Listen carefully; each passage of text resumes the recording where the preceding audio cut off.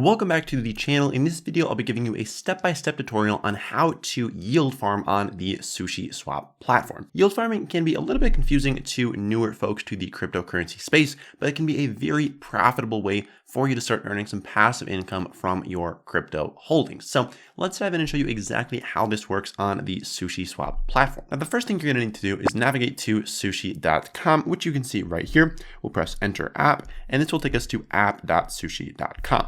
From here, I'm already going to assume that you have a MetaMask wallet with some Ethereum in it. As you can see up here, if we click into MetaMask, we can see we have some Ethereum. If you don't have that yet, check out this video up here that'll show you exactly how to do that, and come back here once you've gone through that process. Now, once you've got some Ethereum, it's time to decide what pair of cryptos you want to yield farm with. And so essentially how this process works high level is first what you're doing is you're adding liquidity to SushiSwap. Now, SushiSwap is a decentralized exchange, meaning there is no central authority to the exchange. Individuals adding their own liquidity to different liquidity pools allow the exchange to function. And so step one of yield farming is contributing some crypto into a liquidity pool. So you basically choose two different cryptos, maybe it's Ethereum and the Sushi token. You contribute both of those into this big pool of Ethereum and Sushi token, and that allows people to come in here and say, okay, I want to buy 10 Sushi tokens with this much Ethereum. That liquidity that other people have put into the pool allows this transaction to happen. So that's step one, you add some liquidity to the pool. Now, in exchange for doing that, you're going to receive some liquidity provider tokens. And so you're going to take those liquidity provider tokens and then basically stake those or lock them up in exchange for earning some passive crypto. So hopefully that makes sense big picture, but now let's dive in and show you exactly what this looks like to hopefully allow it to make more sense. So come over here to farm and then press all farms.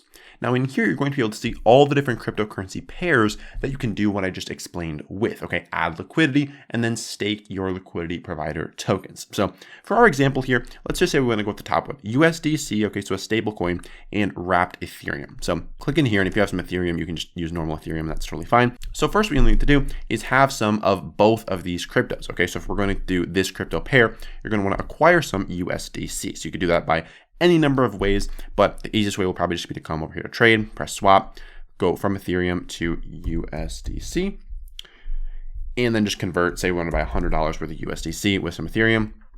We'd press swap, confirm swap, go through that process. Great. Now in your wallet, you've got some USDC and you've got some Ethereum. So come back to farm, all farms, and we're going to go with this pair.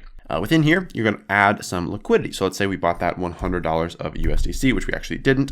Then you'll add some Ethereum to the pool as well. Because like I said, what you're doing here is you're adding liquidity to the pool, allowing people to transact between these two tokens like we just did in our example, okay? Because when you add your USDC and your Ethereum to the pool, then that allows other people to transact on the pool and get those liquidity provider tokens. So step one, do this.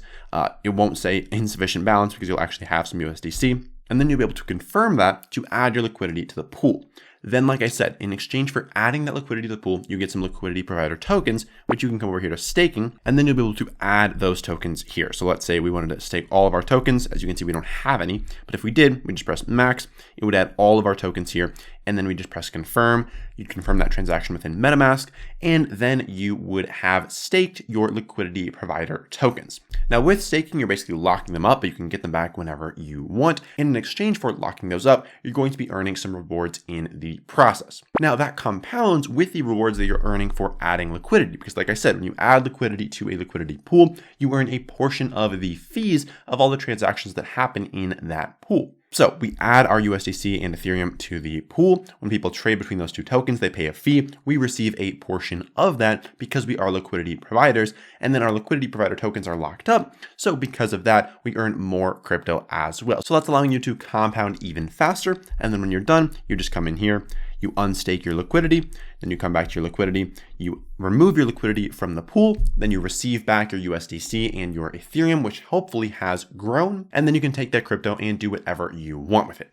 So that's the entire process of yield farming on SushiSwap. I know it can be a little bit confusing, so if you have any questions, feel free to drop those in the comments below, and I'll be happy to get back to you and add some clarity on anything that was unclear. Now, if you're looking for more ways to start earning passive income from SushiSwap, we've got another video on that, which you can find on screen right now. So make sure to check that video out, and I'll see you over there.